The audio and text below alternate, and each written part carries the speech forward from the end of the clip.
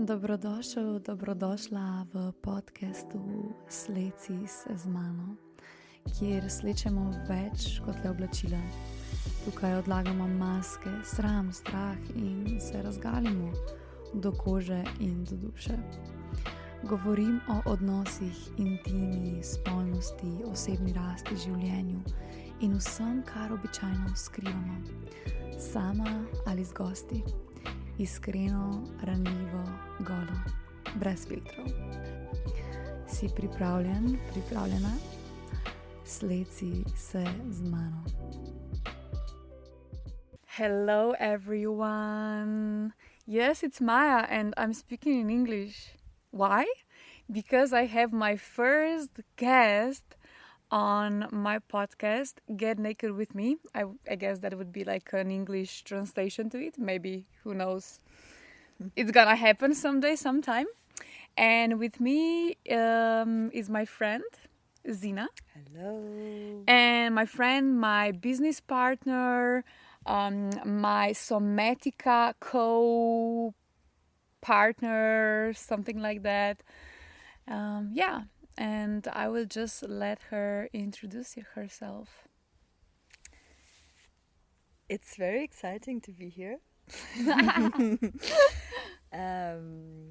Yes, I mean, we're sitting here in Slovenia on the country house and it's really beautiful. And I'm very blessed to be the first podcast guest of Get Naked With You.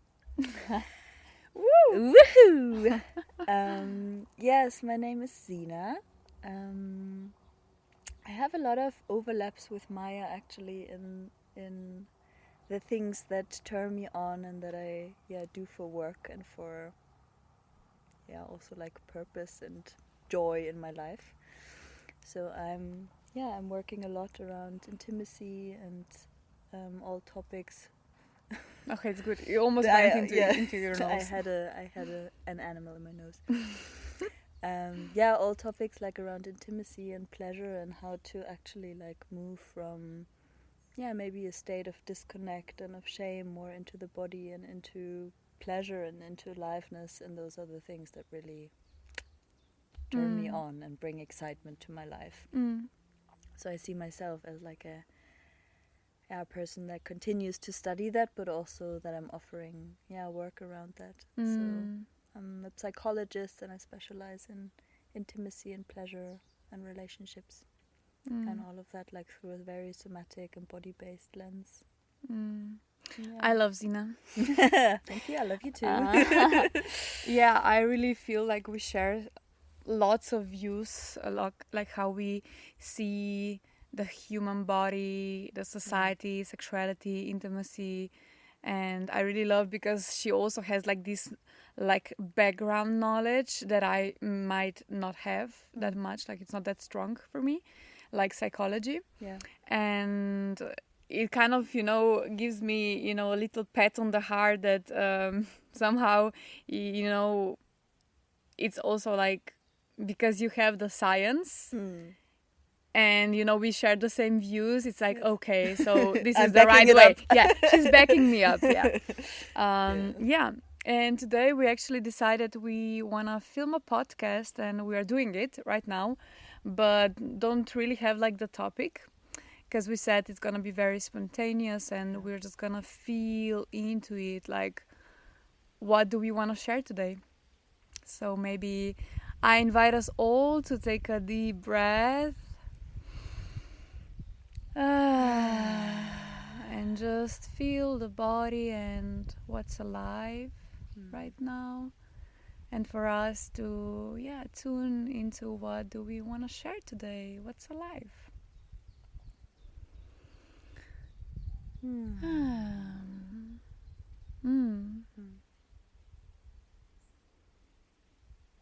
So I kind of have a topic that would be nice, but I wonder if you got something too. I'm very curious to hear yours, but I feel like maybe just also because we had a moment of talking about that earlier, I feel like what's alive for me in this moment is a lot about like like purpose and why this work feels like important. Yeah. And maybe also like radical and important in these times. And even like I had this strong word of like being a pleasure activist, and I had this, and I I love it. so I would love to maybe dive into that in some way, and also super happy to hear like what's alive for you. Yeah, for me, what came up is this word that we actually been talking about it a lot also before, vulnerability. Yeah, so I feel we can really combine those topics and also like present ourselves like a human beings, and also like maybe also sharing what we are going through. I think that's what you are actually like just said. So we're in tune. Yeah, I like that. That. Yeah, what comes to me is like something that, like the training that we both did, like somatica, and I think one of the strongest keys that I took away is this like concept of leading with vulnerability. Yeah. So I'd love to discuss that and bring that in. Amazing. So then, a question. Why is this work so important to you? Like, let's go straight into it. No bypassing. I mean, there's so many things to say. And also maybe describing what is this work that we do. Maybe like giving a picture to someone, because usually, you know, people when they hear about sex coaches or something, they think, oh yeah, like we are the ones having sex with clients. I mean, this could also be a sex coach, but it's not what we are doing, right? Yes, exactly. Yeah, exactly. I mean, for me, what all of this work really is about for me is like supporting people in connecting with their own aliveness and their own sexual energy, which like in other cultures is like chi, or like the life force. So for me it's like actually less about sexual practices in itself, but more like a practice that I find like deeply humbling and also enlivening, of like helping people to connect to their core, to their life force, to their like to their purpose. What are they here for? What turns them on, like on a day-to-day basis. So for me it's like a work of supporting people in coming back to themselves and actually like peeling away so many layers of conditioning, of societal norms, of performances that we think we have to do and things we have to achieve.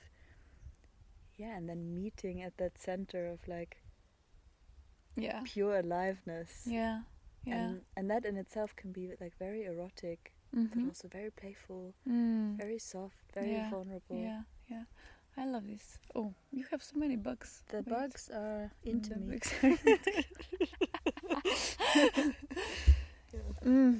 I love how you said that, and it actually like this example came into my mind that I actually talk a lot with my clients. So like when we are born as babies, we are perfect. We are alive. We have like this. We are like just like this channel of erotic like life energy, and we just are like perfection. And then like through growing up, through our households, to society, to everything that like we go through, to the environment, we get all these, you know, views and values that are not maybe aligned with the flow of the sexual energy. And I feel like kind of we get a little bit like blocked through life. And how I see like this work is actually remembering who we were as babies. You know, just like going into this innocence, vulnerability and aliveness. which still is in us, just maybe, under some shit that we have to clean. Fuck yeah. And things we have to unlearn. Yeah, exactly. Yeah, Learn that it's actually okay to be a human. yes, Actually, yes. that's like, yes. I feel also this is also like very present in spirituality in general, like going into the presence and just being human. Yes. And what I love about our work is that it's not excluding sexuality, because it's a big part of us. Even as babies, if you don't yet know, we touch ourselves for pleasure. Maybe it's not like sexual pleasure and orgasms, but it's like pleasure. Yeah, and it feels nice. So we do it when we are in the womb, when we come out, It's always there present and it's natural. Yes. So coming back to this natural state that we are as a human beings. Yes. Yeah. Yeah, I agree 100%. I agree. And like, I so much resonate, and for me it's also this, like, as I just like also said, like an unlearning of all the things that we have learned that maybe block us from just being like, I don't like the word pure, but maybe innocent is better. Like the innocent part of us that's like, deeply human, that loves, that cries, that shits, that smells, that whatever. Yeah. So it's and that can be coupled with so much shame. And like the shame that we have to be something else, and that what we inherently are, like this innocent, maybe even feral, like animalistic part of us. That there's a lot of shame for a lot of people, which then again like is one of the most damaging states that we can be in, and that blocks a lot of our joy, a lot of our aliveness, a lot of our creativity, a lot of our purpose. So I think it's also work of like de-shamifying and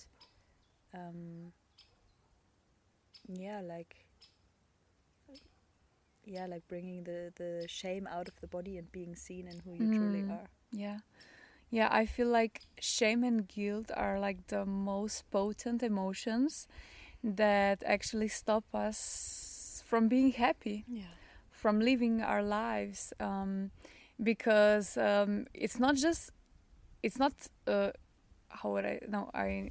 it's intentional actually, because society and patriarchy wouldn't exist without shame and guilt. Like these are the tools that actually make us stick in a box, so we listen, so we obey, so we are not connected to ourselves. And it's so interesting when you actually like see the world's patterns of how humanity was, shamed and also guilted. How do you say that? Like put guilt on through centuries, so we could like become smaller and we could fit in this capitalism that wants us to not actually feel ourselves. So working with shame is like it's the first thing you need to do. Exactly. It's this like first but very intense and very robust like layer that I see it sometimes as like a body armor that we have, like a shame armor that people have around them, that is like a crust, like a really strong like weapon kind of like coming closer to oneself and daring and feeling. And what I love in that is this like, I mean, shame cannot exist when you are being seen. So when you are being seen for who you are, like shame can't be there. Wait, again, like what are they falling from the tree? Like what? Well, I know I have but just on your forehead, like maybe your third eye is opening or something. Like they're attracted. Spirit animal is a bug.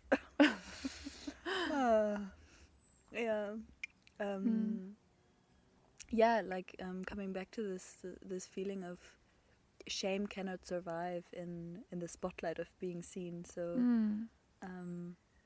this is something that I also feel very passionate about. Yeah. Like when you are being seen in who you truly are, with all of you, you cannot live in shame because like Yeah, I just like I was remembering all my moments when I was like in the spotlight or like in the circle, you know, speaking in front of people, like being very vulnerable. And when you open up, somehow first moment, all the shame and all the protectors come up. fuck yeah. And then like they just go. And of course your body responds like goes into like, I mean, for me it was like a lot of, you know, inner emotions and inner like sensations, you know, like trembling or just like but yeah, like there it kind of dissolves. It kind of does. It does. Yeah. When you're being met with a pair of loving eyes and like acceptance. Yeah, and also I mean like bringing in a bit of the science also, like shame is real also. Like we have animal bodies, so our animal bodies are so afraid of being ostracized and like pushed away from a group of beings. So it really comes from the sense of like, okay, if I'm different than others, I might be excluded from this group. And we need groups and we need others to survive. So it's a really also again like human emotion response to feel shame and to try to like shut yourself down and like adapt to other people around you, because there's a deep fear of not being accepted. So I think it's also like on the other hand then the one part is like cultivating being seen and showing yourself, and the other part is also cultivating a sense of acceptance. And when others show themselves to you, that you have a gaze of love and a gaze of acceptance, so that others feel safe enough to show themselves. So I think it's like both sided in a way. Yeah, it's interesting. I didn't like, now it came to me that with shame we actually kind of survive as social beings. You know, like somehow and since now we have so many norms how we need to look like and stuff, there's also probably more shame around that. I think like when we lived in caves or something, there was not so much shame. But now it's shame, actually, like shame is present with every human thing we do, like peeing. Like we were talking a lot about like pooping and shitting actually lately, because it's actually such a normal thing to do, but we have so much shame and like also disgust around it. Like it's not okay to do it. And disclaimer, also woman shit. And not if you just, didn't know. And not just unicorns. Yes. And it smells. Exactly. Oh, yeah. And here I can share my my story that actually, you know, I do have a lot of shame around shitting and how do you say that? When the smells comes out. Farting, yes. And I had like lots of processes around it with my in my ex relationships. Maybe they didn't even know, but you know, I was so under stress that, you know, I might sometime like fart. That actually my body was all the time so fucking nervous, and I actually had like more problems with my digestion just because of that. So, you know, what it come to was that I was actually doing it more to myself because I didn't want to do it. And it's still something, I guess, to work on, just because, you know, it's kind of, you know, maybe there is also like this stereotype that like women don't fart, you know. I think this is so present like in society. yeah, women don't fart, and they like the farts are usually quiet, Yeah. But and maybe they don't really smell. yeah, exactly, So it's interesting, like how I took this view as my own, right? Yes. Yeah. Yes, So yeah, shame is present in every corner or every part of life.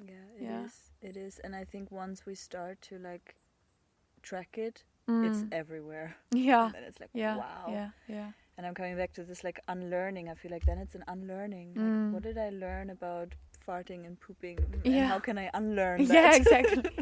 That it's okay. Exactly. Yeah. Yes. Yeah. Yeah. So interesting. Yeah, it is. Yeah.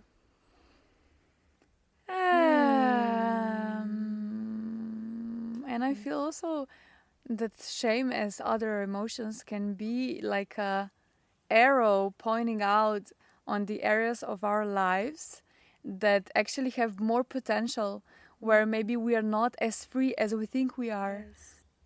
Yeah, like that we are not living ourselves as deeply as we can. Yeah. So yeah, now we kind of told like what does this work mean for us and why are we doing it. And can I just say once Yeah. that I love that we came from like working as sex coaches and destigmatizing it and coming to pooping and farting, which this is what it's all about. Yeah. Like, Yeah. So I just wanted to highlight that. Yeah.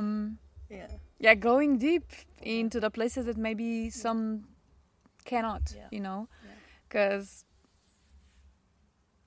like if you think about it, like I don't feel like people usually go to therapy and talk about pooping. Exactly. And also like, how do you want to do sex when you are afraid of your own animalistic or human responses? Exactly. Because sex and sexuality is like a deeply human act. Yeah. And it's raw and it's vulnerable. Yep. And it's maybe edgy and maybe there's sometimes pooping and or exactly. farting. Yeah. So it's really like if you have that shame towards another with whom you want to have sex and make love, like how is that possible when there's so much like holding back? Yeah.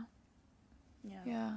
Like then I think we have sex through these shields that we have, and actually we act and don't really feel, because when you feel, you cannot really be in protection.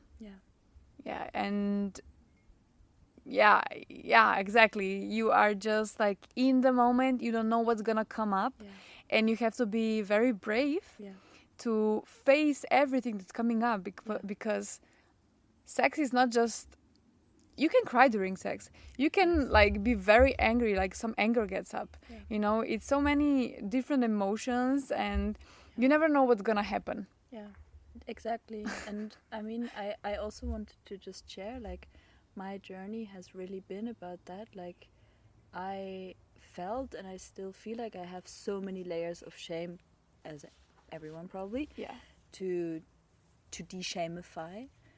And I had it like also when I was intimate with people, when I had sex, that so often I felt like so many emotions coming up in me, like grief, fear, anger, sadness, frustration, so much sadness, so much frustration. And when I was younger, I always pushed that down because I was so afraid, and I was like, how can this show up now? Like, I can't show that. And I was shutting all of that down. And then maybe after having sex, I went to my own room or something and then cried, or so heartbreaking. Oh, I know this. Right. Yeah, I think it's so common, and that's why we need to talk about these things, because we are living like in a society that is giving you a view on sex, like it's this very romantic, from movies, sex, just like a lot of passion, and then from kissing straight to penetration, and you orgasm together, and then you cuddle and live happily ever after. But this is like not the reality. The reality is lots of different sounds, lots of different fluids, lots of different, maybe also awkward moments sometimes. Yeah, and laughing and, you know, sometimes going into your head and just like being in the brain and cannot really drop in the body. And problems or challenges with having an orgasm or having a premature ejaculation. Like, this is so normal. And all of it is happening also because, now going back to the first point where we started, because we have these protectors and we are not in tune with our bodies. So it's the full circle. It is. It is. And it's also the full circle with the vulnerability piece. Like, really, sex is vulnerable. Yeah, fuck. It's fucking vulnerable. It's not always, but I think in the core, it's vulnerable. Yeah.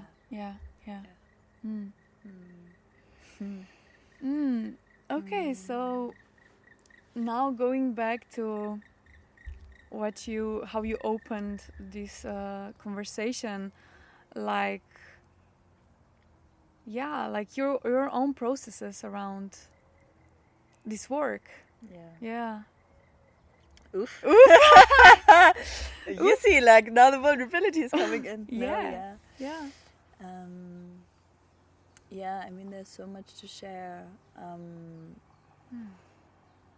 I think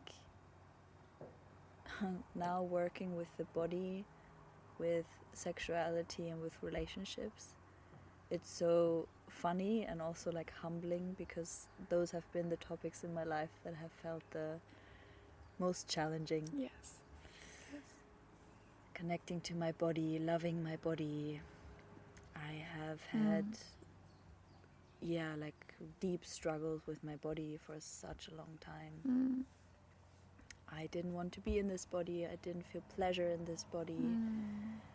And same with sexuality. Like, I really come from a background of, actually, like, I don't know if I have to disclaim this now, but like, what? Trigger warning this a little bit. Oh, my content is always trigger warning. Okay, so, amazing. Yeah. It's the general topic. It's like warning. Get naked with me if that's not triggering. Exactly. But yeah, you can. Yes. Okay, you can disclaim that. Yeah. I'm coming from a background of a lot of childhood and teenage sexual abuse.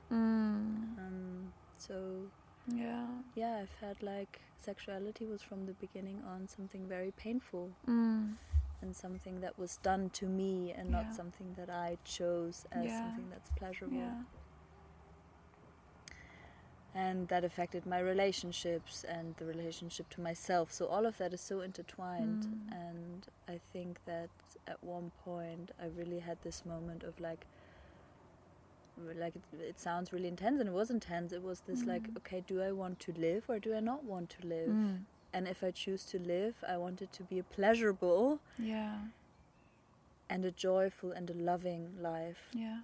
So I really felt like those three topics, like the body, sexuality, relationships, those were like my anchor points where I turned my deepest struggles into the areas where I grow in and grew in, and where I can be of service also to others. And like it's special and it's beautiful, because it's really about reclamation of myself, of my body, of my pleasure, of love, and continuing to open up to those layers. So I really feel like this, coming from pain, going to pleasure, like this is something that I try to tell myself every day when I wake up, like, okay, do you want to be in the pain or do you want to be in the pleasure? And I'm like dedicating my life to transforming that. And that for me works through the body. Thank you for sharing. Yeah, I feel like lots of us can relate to what you shared, because sexual abuse is sadly so common that almost every woman had it in some kind of way. I was also very traumatized by one experience that I had.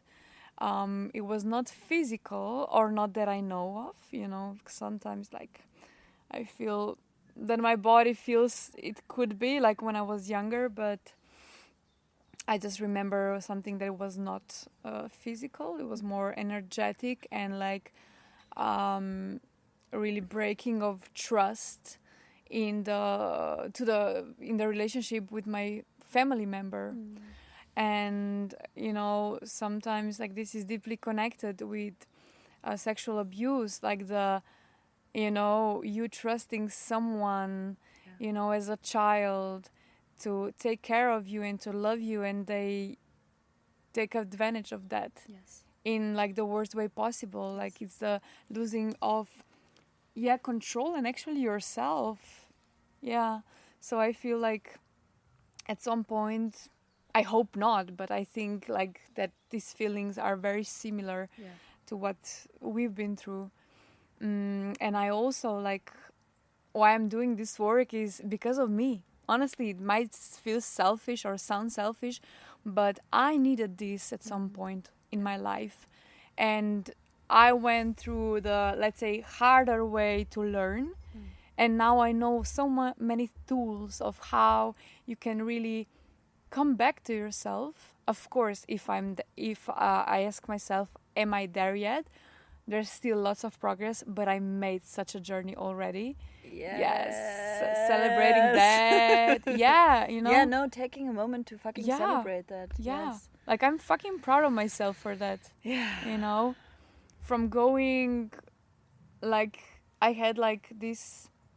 For me, like the relationship with my body was very subconscious. I didn't really consciously know it's like not that good. It was more, I kind of was so disappointed with my body and kind of hated it a little bit because it couldn't function as I wanted to. For me, the story goes through basketball, and I might share like the whole story in some other podcast. But I was really resenting it because it let me down. You know, I couldn't really trust myself, like being in this body, and I felt like I couldn't really trust myself to feel like what's alive. And learning to come back, to start loving my body, to allowing myself to feel that it's okay to feel, to let go all of this shame, because I had so much shame. Like, oh my God, like, fuck, my body cannot work properly, you know, it's broken, you know, and having all these emotions, like, oof, it was pretty intense and very subconscious. Like, just a few years ago, I kind of dropped in and saw like how intense these emotions were that I couldn't really properly feel when I was younger. And also I was very interested in sexuality since I was like, I don't know, 10 years old or something like that. I always had these dreams where I had sex. And I was married to a woman, actually. You know, it was like my first like sexual dream that I had sex with her. And it was so amazing. And it was like, whoa, what does that mean? You know, I didn't really have no one to talk about it. I mean, my family was kind of open. Like, my mother was not really that open. I didn't feel like I could approach her with these emotions and questions. My father also not. I mean, he had some sex jokes, you know, but... like that was probably it. So I felt half comfortable in it. And then I kind of slowly just started to see for myself what I'm feeling and what is this, like, to discover. And that's how I actually slowly like life led me to a point where I actually started to listen to Juliet Allen's podcast. Me too. Like, this is also our common thing that we like got into this somehow through her podcasts. Yeah, exactly. Which is crazy. And actually the turning point for me to really go deeply into sexuality was that I had problems or challenges with having an orgasm with a partner. And that's how I dropped in. Like that was my entering point, like going in, because I was like, I want to feel pleasure, you know, like what am I doing wrong? Yeah. So that was like the entry point. Amazing. For me. Yeah. Thank you for sharing. You're welcome. Yeah. Yeah.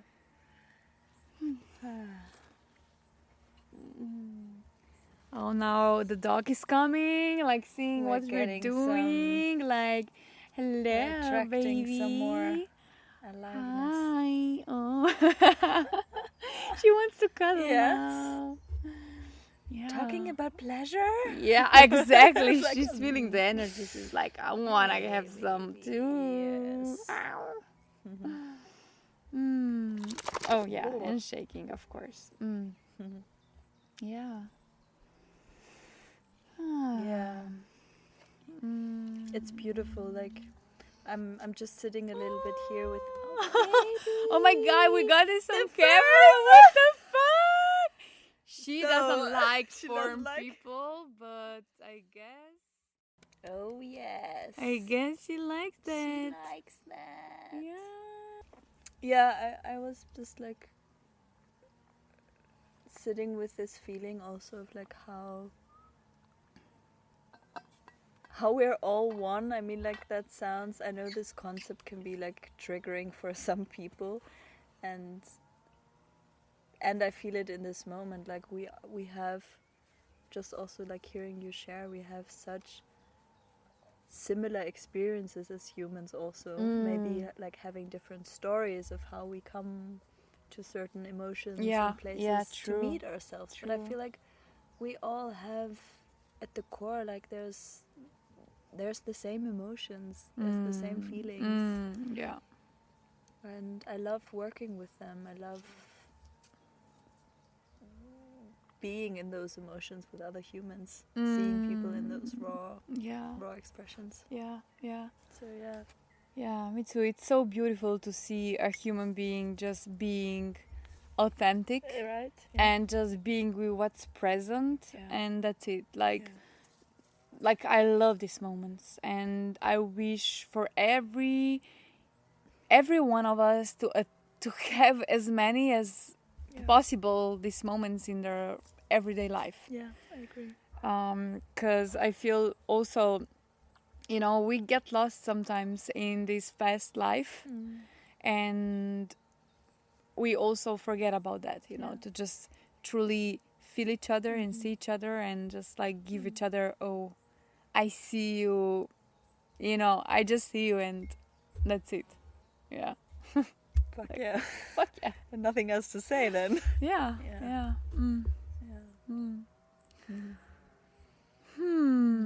How do you feel? Like you feel we covered, like I think we answered like the two questions, and that you kind of said in the beginning, like why is this so potent for us? And why is it like, why are we activists of pleasure in a way? Yeah. Like, because we want another world where that's possible. Yeah. We want a world that's a bit more free from shame. Yeah. That allows a bit more authenticity, a bit more connection. Yeah. Love. Yeah. Seeing each other from eye to eye. Yeah, and now that's one last question. Maybe we can finish with that popped. And it's also something that you shared many times when we were talking about the purpose of Temple Caravan, and actually it really also, you know, like came into me a lot more, is how can we allow ourselves to be this free and like allow ourselves to be in joy, and when there's so much pain going on in the world. Like how can we allow ourselves to be human and dive deeper and allow ourselves to just be more with everything going on, like with people having, like, being in wars, being killed, and just living in poverty and stuff. I mean, as you know, like, I feel very passionate about this. Do you feel like this is a question for another topic? like another podcast? I think like maybe in depth, but like I would love to say one or two Okay, yeah, sentences perfect. maybe, Yeah. because it adds to what we were just saying. Like I've really been a bit in a crisis of asking myself this, like how can I still be an activist for pleasure when I maybe should be an activist for helping people to continue to live, because there's so much like war and hardship. Yeah. And I think like I'm reading an amazing book right now, which is called like Embodied Activism, I think, and they talk about like different layers of activism, and one is like on the political spectrum, and another one is like on the individual, and it's really focusing on how can we in day-to-day life change the way we live together and become more human and more loving with each other, which then hopefully will ripple out to make us better activists in the world out there, to make us better lovers, to make us better humans, so that we prevent and that we come back and that we actually cannot fight against each other in those ways, because we see each other in each other, we mirror each other, we see that we're all human, and we don't want to fight war, or no, we don't want to fight like and continue war. Yeah, exactly. But it's like I think like it's actually like more than ever something that I want to stand for, to carry this torch, and to vote. It can be such a like hollow and superficial way to say I vote for love, but I mean it like in all the depth that it carries, and in all the in all the ways of like, and that needs work. It needs work to to love. I really agree with that. And also like I'm trying to see, and like, you know, I think I'm an optimist. Sometimes idealist, sometimes. And I really feel, you know, when each one of us like finds this aliveness, you know, the light turns on. And, you know, if you spread this, like soon the world is gonna be shining. And I really do feel that this light can, you know, when you see someone who is just in light, like who has this inner spark, you're like, wow, you know, it's inspiring. And I really do feel that we can, like, just like the ripple effect of this light, and just shine through all this war and suffering that's happening. Because if you are in the pleasure, for me pleasure is love, like this is the same thing for me. And of course love and pleasure can have very different varieties and ways of expressing, and if you are in that, there's not really space for hate and for violence, because it's just like not there. And I'm not talking about only love and light, so we are clear. I'm talking about owning your fucking bullshit that you have, and still coming back to your light, to the love inside of you. And that's it. Because if we're only in love and light, then war is gonna happen. That's like exactly.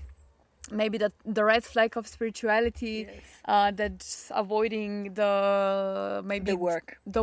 Yeah, exactly. The shadows, the work, the deep shit, which is very important. It is. Yeah, I agree 100%. I agree, and I think this is what I also meant. Like we have to do the work for that, and then I think, and I hope that this work and this way of wanting to be and to live can also ripple out to people who don't have the access to it now. Yes. You know, that it's not staying just in our bubble, but it's finding its way out there, because it's also not gonna shift if it's just like in a certain bubble and we can't reach the people. Yeah, exactly. That also need it. So I hold that strongly in my heart, like the hope and the vision for this to somehow also become more accessible to others. Yeah. Wow. Well, thank you, Sina, for having this conversation. I feel like we opened some interesting topics, and like I think we have some points now that we can actually continue in other podcasts. Especially I would love to talk with you about the shadow work and the shadows that we have inside. And I think also about vulnerability, like having a really special like moments for that also. I would absolutely love that. Amazing. And I would also love to know, like, from people who hear, like, what their feelings and their inputs are. Yeah, like let us know. Let us know your thoughts about it, and also how you maybe perceive like sexuality. You know, the word sexuality can trigger a lot of things in you, and like seeing if that's something that's learned, or is there maybe a way you can actually perceive sexuality, like if you come back in time to the moment where and when you didn't have that many projections and shame around it. So let us know and share this podcast. Give us a like or something, and if you want to work with us, also very welcomed. Like we stand for inviting people back into themselves, in the pleasure, in the aliveness, and in their truth. And maybe just, I don't know if you have the show notes, and maybe we can put our things in show notes. We can. You can just scroll down and maybe see if there's a link or something where you can find us. Amazing. And also just want to share that we're like on the road to bring this work like with our temple caravan. We're like almost like maybe in the first quarter. Actually, you can still join us if you want. This is gonna be out when it's gonna be out. And actually in 1 week or a little bit more, we have a temple caravan gathering in Croatia. So we have, I think, one more spot left. So maybe that's like for you. Maybe if you feel the spark, join us and let's connect and turn on this light that we were talking about today. And go deep together. Yes. And if you don't have time, you're very welcomed at the end of this month to Munich, where we are gonna not turn on just the light, but the fire within us. So if you wanna go deep and play with the magic of pleasure and love, come join us. Yay. Happy to meet you. Mwah, mwah, mwah, mwah.